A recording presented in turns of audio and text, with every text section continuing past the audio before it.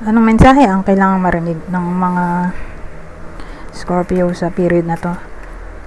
Pwedeng nangyayari na itong magiging reading o mangyayari pa lang. Kung hindi man para sa inyo itong magiging reading, edi baka para sa someone na malapit sa inyo o kakilala nyo mismo. Baka may lumabas na gender mamaya, gawin nyo na lang energy, masculine at feminine energy. Pwede rin naman na wag nyo nang pansinin ang gender.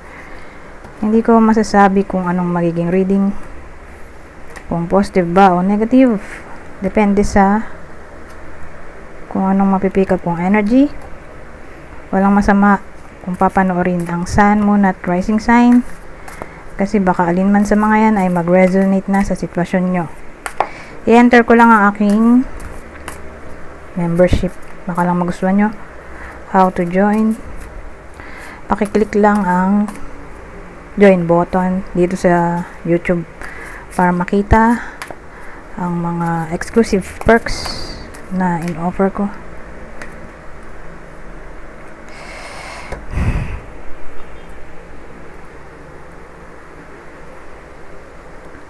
So, magsimula na tayo. Wala tayong specific na bida dito dahil dalawa yung tao.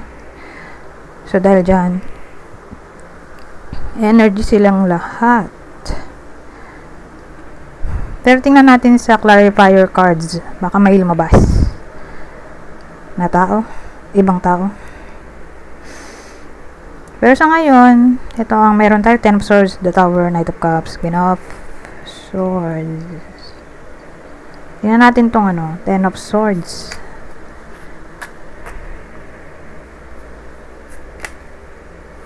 Four of Cups. Ito, Queen of Pentacles, High Priestess. Ito, may bida na tayo. So, ang bida natin ay babae. Pwede rin namang lalaki kung introvert siya. So, ito yung description bukod dun sa sinabi ko. Yun nga, babae. Pwede rin sa lalaki kung introvert. May anak. May anak na yung bida. So, alin man dito sa description yung fit sa sitwasyon nyo o sa kakilala nyo, kunin nyo lang yung sa tingin nyo ay fit nga. So, kasal. Kung di kasal, mayaman. Kung di mayaman, may business. Kung walang business, edi may trabaho.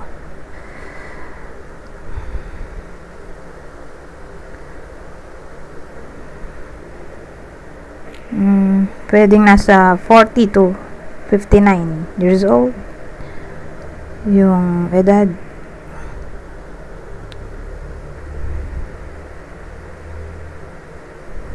Ano yung sunod?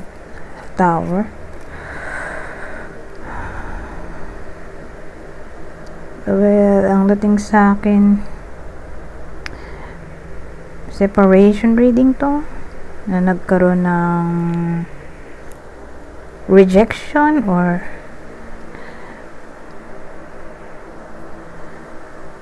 kawalan ng interest. Nawalan ng interest yung babae.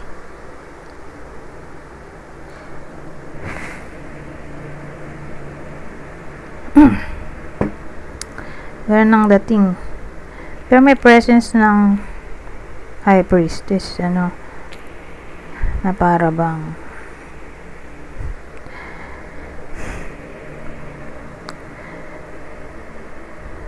kaya siya nag-lead sa ganun ay dahil sinunod niya ang kanyang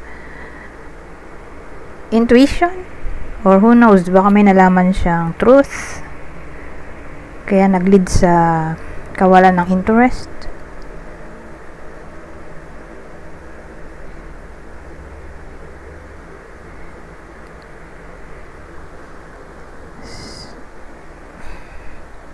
Teka, dagdagan natin ng info, okay? Para may lead tayo. So, baka may iba pa yung sinabi ko kasi dadagdag tayo eh.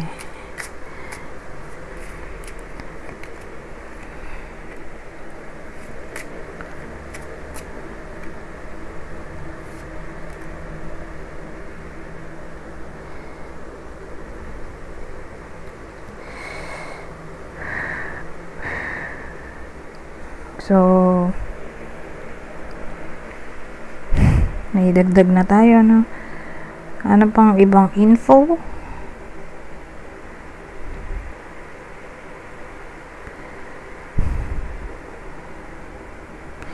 Well, ang dating sa akin, may someone na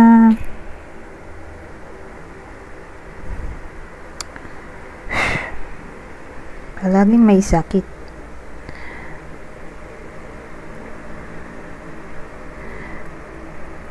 Kasi may ano tayo dito card ng bed, sick bed.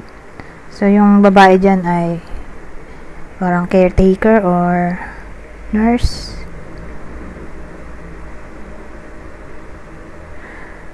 Or sabihin natin card dyan ng temporary problem.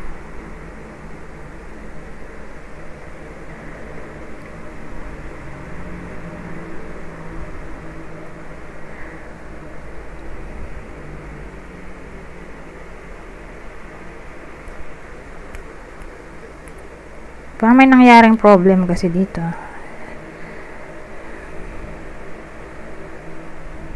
Siguro pwedeng ang reason bakit nawala ng interest yung babae dun sa partner niya ay dahil sa financial issues o dahil walang trabaho yung partner niya. Kaya yun yung conclusion niya. Iwan na lang kasi parang walang future. Dahil tamad siguro yung partner niya, maraming bisyo, pero walang trabaho. Or hindi sapat yung salary para sa mga gastusin. So, yun. Nawalan ng interest kasi dahil sa financial issues. Financial o career issues. Yun yung lead natin dito. Whether nangyayari na to o mangyayari pa lang. Pero ganun Teka. Tanggalin ko lang tong ginamit ko. Baka rumble at umulit pa. Ano ba tong isa? Anyways,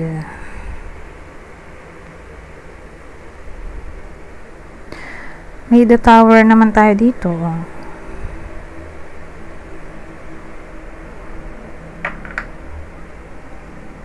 Ano kaya tong the tower?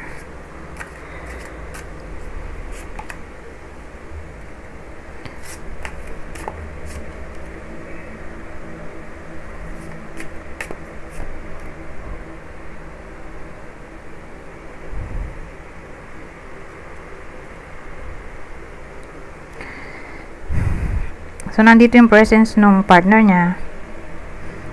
So, ang dating sa akin yung partner niya, di ba may tower dito?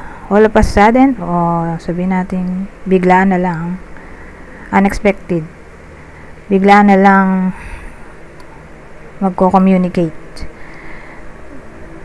dun sa babae.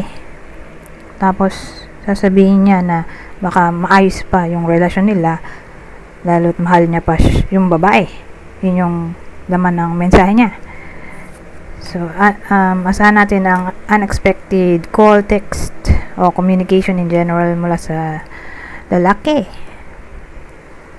Ngayon, dalawa yung suit cards natin dito. Court card pala. Court card.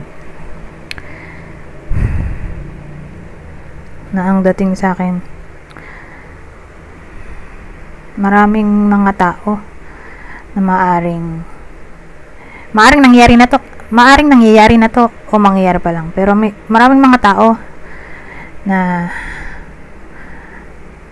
pwedeng nakakaapekto na sa relasyon nila. So, sa madaling salita,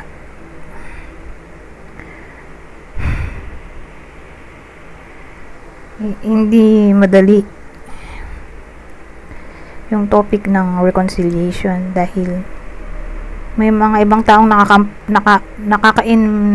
nakaka-impluwensya sa decision making ng mga bida. Ganun dating may mga taong sumusulsol,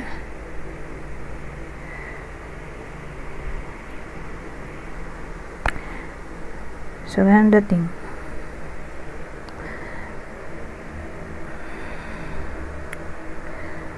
ending na yun. Nasa ending na tayo, ending part. Anyways, ngayong period lang naman, okay, hindi naman siya forever, pero yun nga yung ending part. Although sabi natin gusto ko ang makipagbalikan ng lalaki, kaya lang may mga tao, may third party, hindi naman siyang literal na third party or sabi natin someone else na other lover, kundi third party, sabi natin magulang, kapatid, anak, kadugo, pwedeng sa isang side o both sides ng mga bida na yun nga, nakaka-apekto sa decision making ng isa sa bida natin o silang dalawa. Basta may third party na nakaka-apekto sa decision making ng mga bida natin. Sa kwento na to, so ganun yung end part sa period na to. So dahil dyan, ending na tayo kasi nasa ano na dito na tayo. Dahil ending na, maglalagay ako ng clue, magbibigay ako ng 3 card, okay? Alin man sa card na ilalagay ko, yung possible partner o person ng Scorpio sa reading na to. So sabi, Pisces, Gemini, Sagittarius. Ngayon, kung hindi para sa inyo tong reading, di baka para sa someone na malapit sa inyo, kakilala o idol. Ito ang possible zodiac sa inyo. Pisces ulit. Ito, Sagittarius ulit. Pero kasama dito yung Pisces. Sumulit ulit yung Pisces. Sagittarius, Pisces tong Jupiter. Ito, Scorpio. Kapwa nyo, Scorpio.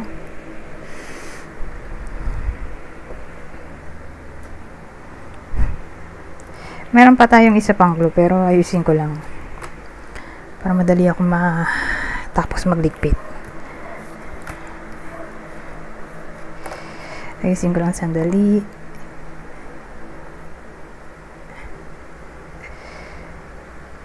Ito naman ang susunod na clue. Same instruction. Kung hindi man para sa inyo yung clue, di baka para sa person nyo, kakilala o idol. Kunin nyo lang yung clue na sa tingin nyo ay fit sa sitwasyon nyo o sa kakilala nyo. So, may someone na maganda manamit. Average ang height. So, depende sa country na nasaan ng iba sa inyo. Pero sa pananaw ko, mga average height.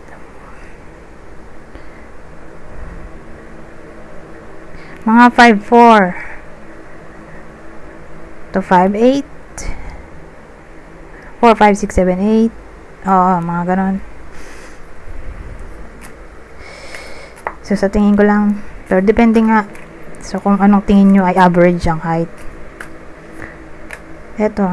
So, may someone na, ayun, may uwang sa ngipin o hiwa-hiwalay. At ang huli, magkasing tangkad yung mga bida. Okay? Yung mag-lovers. Magka-height daw. Same height as you.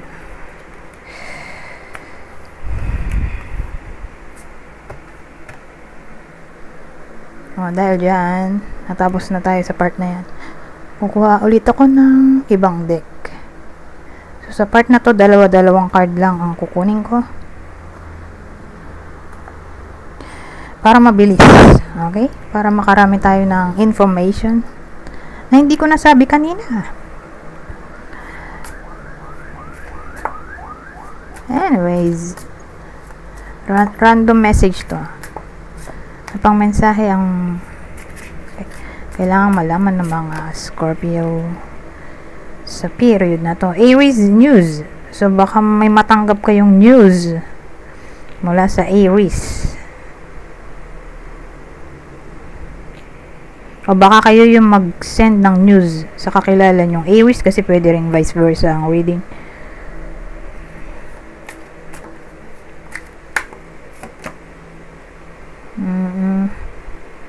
Ano to? Key.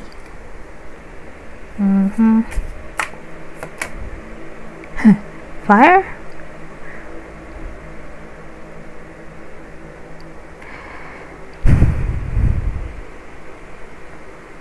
Ma-unlock ang creativity ng iba sa inyo sa period na to. Yun lang naisip ko. Fire. So more like creativity to, success. So sabihin natin naging creative na ang iba sa inyo. So asahan natin ang success.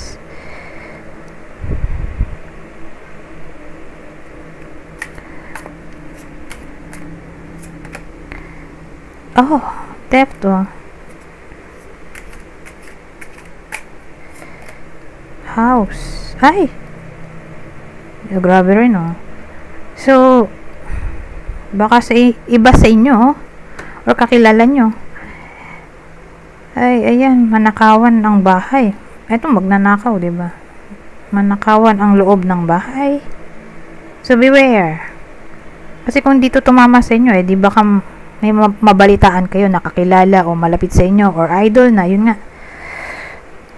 Baka manakawan sa period na to.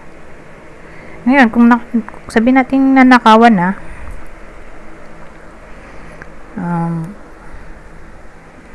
may update ba? Wala pa eh. Wala pang update sa case. Pero sa period lang na to, okay? Parang mabagal yung process ng pag-usad ng case kung nangyayari na.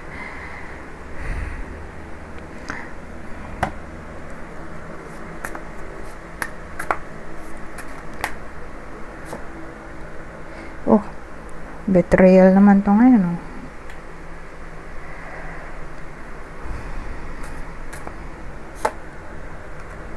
Oh, Diyos ko. Grabe rin, no? Yung, combination, no? Eh, di, cheating na to. Betrayal sa love.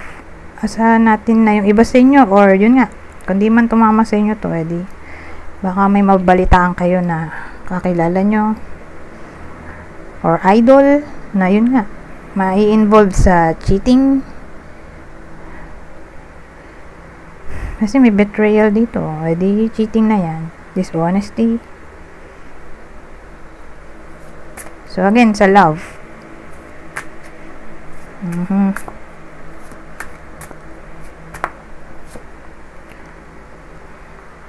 Oh, wow, ito peace. Sana nga eh, maging okay din. Kaya lang, walang lumabas na specific na nangyari para makita natin kung saan tatama yung peace. Pero at least may tao dito. Okay? Para bang overall, reconciliation to mula sa Scorpio at Gemini. Kumbaga, sabihin natin, either may sorry sa iba sa inyo na Gemini na nakaaway or di nakasundo, or kayo yung magsusorry sa Gemini, kasi nga pwede nga vice versa itong reading. Or kung di man literally tumama sa inyo, di sabihin natin may kakilala kayo na magkakaayos sila ng nakaaway nilang Gemini, na mababalitaan nyo na lang na dun pala sa kanila tumama tong reading. Ay. Punta na tayo dito sa susunod. Ito last deck na to. Ano pang masasabi nito? Tabi ko na rin to.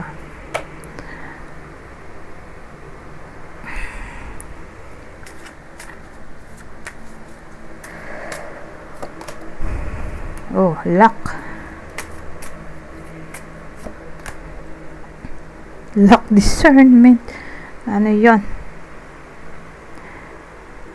Para bang sarili nyong judgment, pag-unawa, pag-intindi, nakasalalay sa inyo, sa madaling salita, itong luck na paparating. Nakasalalay sa inyong decision ba o aksyon ang tungkol dito sa luck na paparating. Clarity.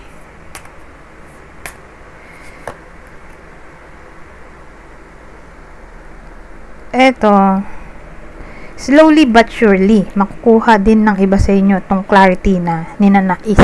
Okay? Hindi nga lang mabilis, kasi pagong to eh. Pero darating din yan. Don't worry. Kung sakali man na, yun nga, maguluhan ng iba sa inyo at gusto ng clarity, darating din yan sa tamang panahon, in short.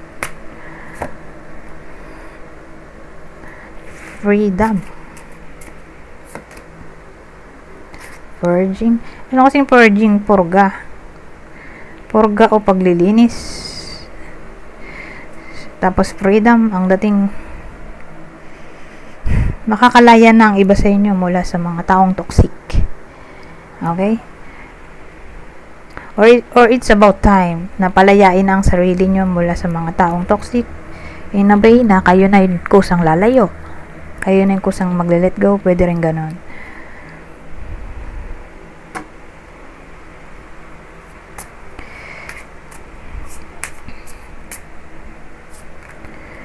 So, hindi lang siya toxic people na kailangang dayuan, kundi overall na. Okay? Toxic situation. Ano to? Communion.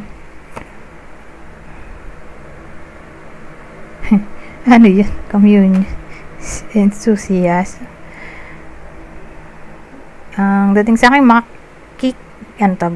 makakahiligan ng iba sa inyo. Ang topic ng spirituality. So, pag sinabi mong spirituality, malawak yan. Pwedeng religion or all forms na ng spirituality.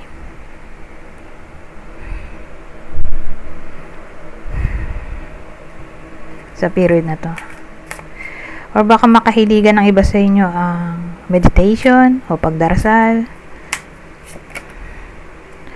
Ito ang uli.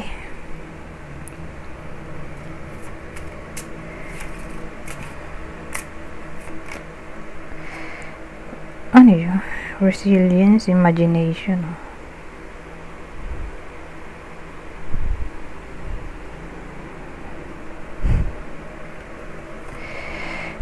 So, ang dating sa akin,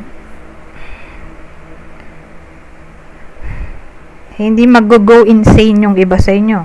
Sa kabila ng stress o problem na pwedeng kaharapin o kinakaharap na. Mananatiling resilient ang pag-iisip. Okay? Nandun pa rin ang common sense. Kasi ang dating sa akin dito, pag imagination, minsan wala na sa reality. Pero since andito itong resilience. So, ganun. Mananatiling sane. At may common sense. Ang iba sa inyo sa panahon ng crisis, in short. Whether dumating na yung crisis na yan o darating pa lang, mananatiling resilient. I hope karamihan sa Scorpio. O parang strong mind ba siya? Sabagay, strong mind naman talaga ang Scorpio, di ba?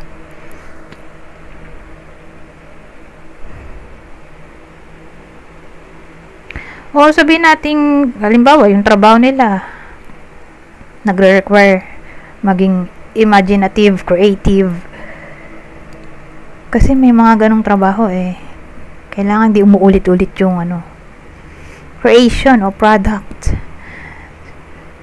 So ang mission nila ay maging inventive, maging experimental. So kung ganun man yung work, may kailangan sa ganoon. Like arts. Don't worry. Magiging genius pa rin kayo. Hindi kayo maubusan ng